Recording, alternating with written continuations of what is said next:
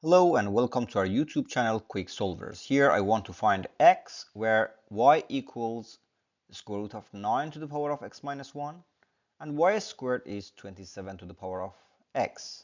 I think this is a good question for you if preparing for GRE or GMAT, and the difficulty level of this question is medium to hard. So let's see how can we solve this.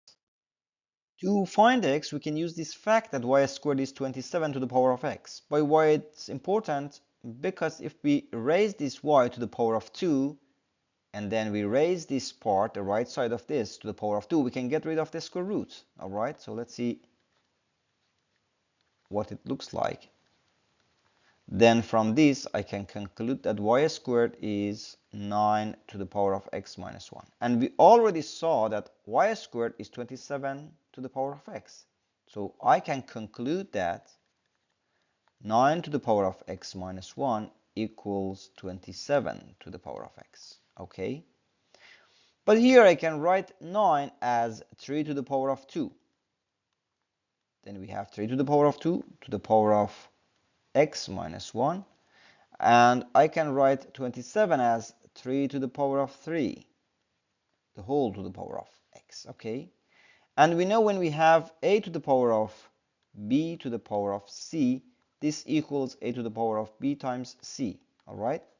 So here I can replace the first term, or I can rewrite it as 3 to the power of 2 times x minus 2 equals 3 to the power of 3 times x.